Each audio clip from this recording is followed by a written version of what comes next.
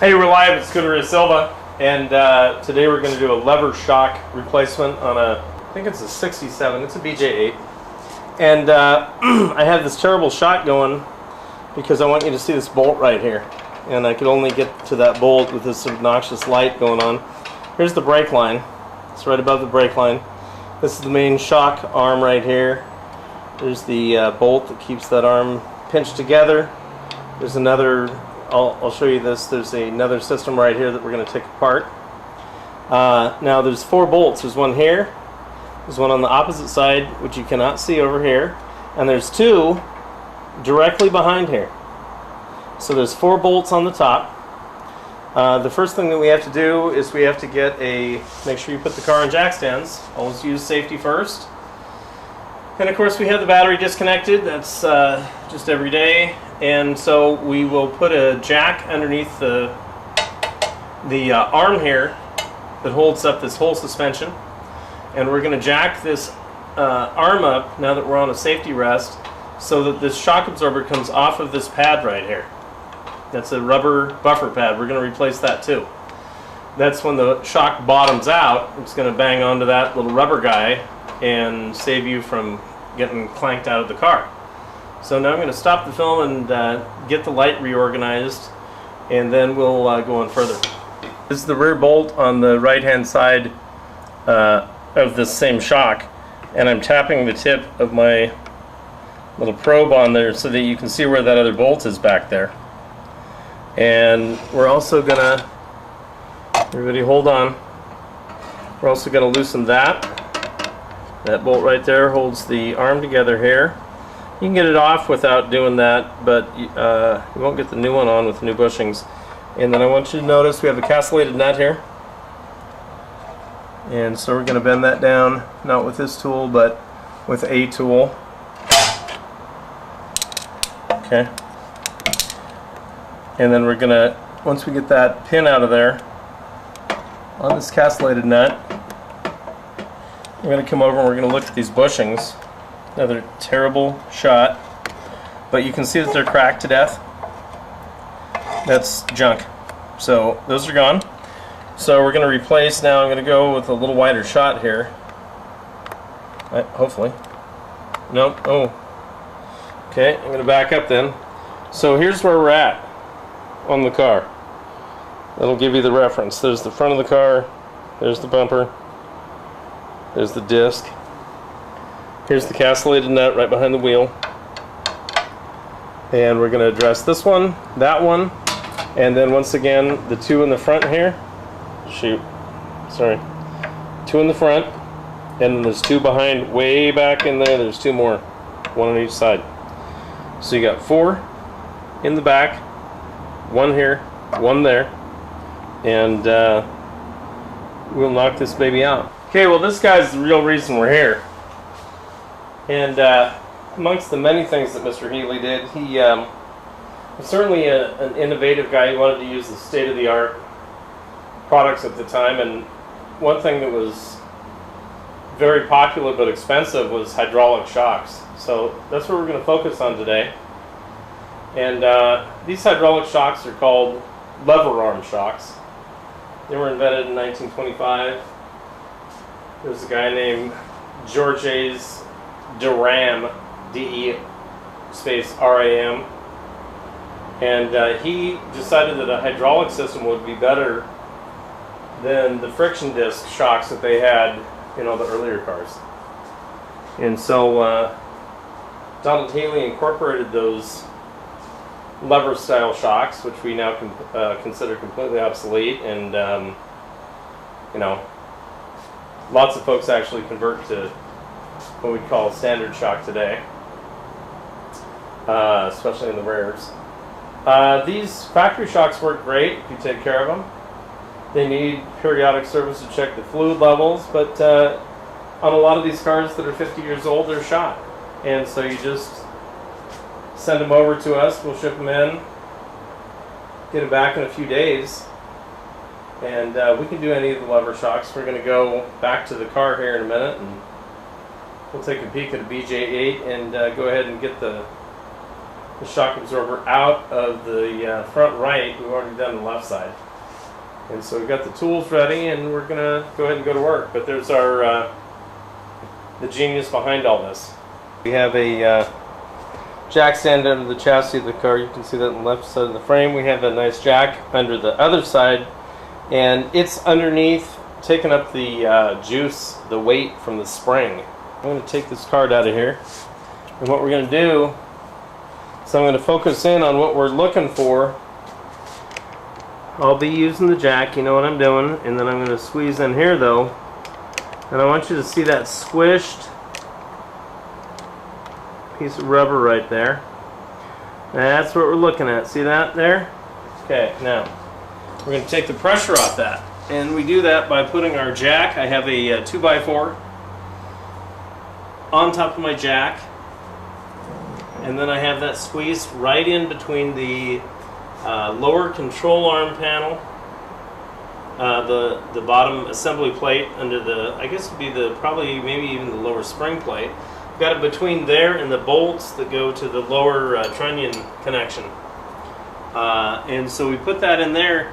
Now we'll jack that up, and I want to get that spring tension. What we're changing is where the spring load is on that inner round spring right here, the main suspension spring.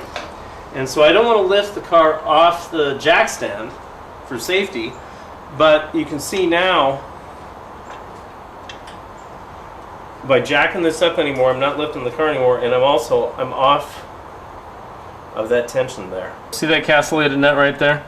Well, when there's grease and gunk and junk on there, you don't realize that there's a pin in there. There is a pin in there. See, they call it, there's three names. Some people call it a castellated nut. I call it a castled nut, because if you turn it sideways, it looks like the top of a castle. There's another way to say it too that the brothers say. I don't know about that. But there's always going to be a pin in there normally.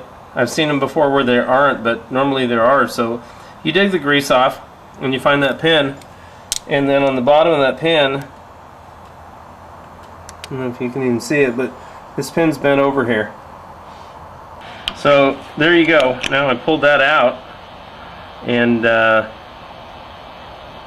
there's our little number that we wanted, little cotter pin. Remember, always clean up your snap-on tools. I didn't always have snap-on tools, but as you wrench more, you better get snap-on tools. And the reason is that the snap-on tools won't tear up your system, especially in these old cars. If you get a cheap wrench or a cheap anything and start putting it on here, and you start rounding off the corners of the nuts, you're not going to be happy. And so there's just no reason to get involved. This side of the pin over here, here's our castled nut here. On this side, it has one of the sides of the nut, the head is not only carved over so you can't put a wrench on it, but it has a stop space on here. So when we put this back in, we have to keep that stop space where they've cut the side of this head off. I'll show you later. We have to keep that there.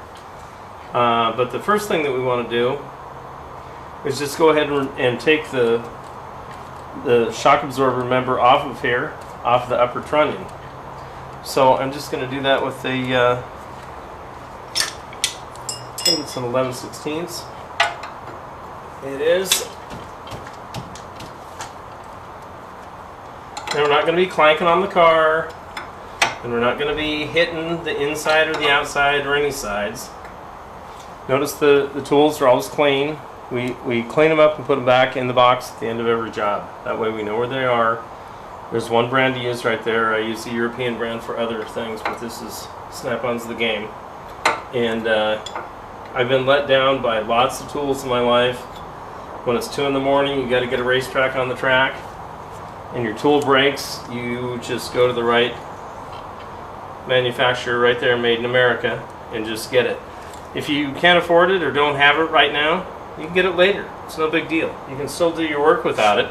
I'm just saying, as I got older and could appreciate the better tools that always work, that I made it a priority, and it's treated me very well. So now what I'm going to do, I've left this castellated nut.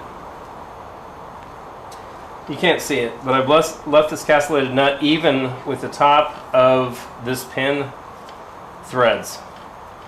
So when I hit it, I'm going to hit the pin and the top of the nut. And you probably noticed that it popped out there a little bit, see? If you were paying attention. So what we're going to do now is we're going to back that off. And the whole point of this exercise is, ladies and gentlemen, boys and girls, is that you do not want to hurt any of this gear in here. You can't buy most of this stuff. You try to get that nut right there.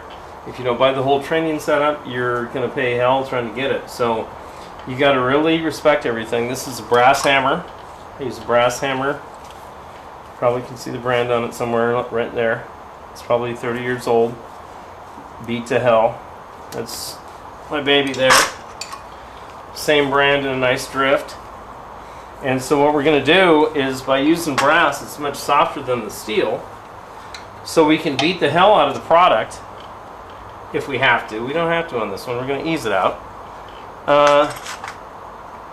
and not hurt it, but we should be able to use our mechanical genius and be smarter than a bolt and actually just be able to get this to move without too much problem. Now, if you drag a car out of a rusty field or a creek or something, and this stuff is all rusted together, you might even have to put heat on it to get it together. To get it apart. And then in that instance, you're just going to be real specific on the car. What are we going to save and what do we know is going to get trashed? But this will be easy. This is an easy one to take out. So we'll just beat on that a little bit with our brass hammer there, Mr. Snap-on. Okay. Now we've driven that out. I've got the load off it with the jack down here. Down below there's the jack. Jack stand over here under the car. We watched the early part of the video.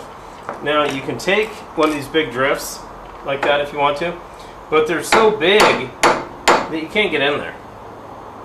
And a little brass drift would actually just fall apart at the seams. So I just go to, once I know I've got it loose, I go to this. This is a Snap-on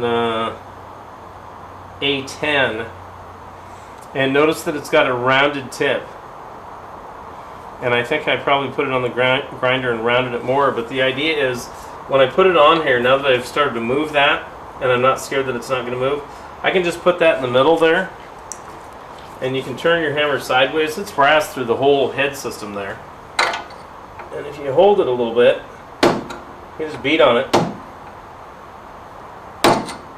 and that bolt will start drifting out.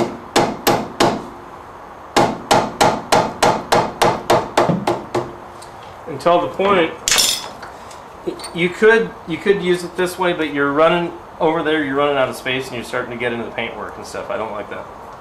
So we just run that through there. And I like keeping this in place as we run it through. Now I got a lot more room. I'm going to run that through there, and I just keep that drift, keep that Snap-on drift right in there.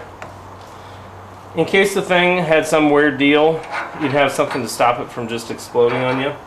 There's a lot of tension on that spring under there. So here's our pin bolt. And you can see it's got the cutoff head there.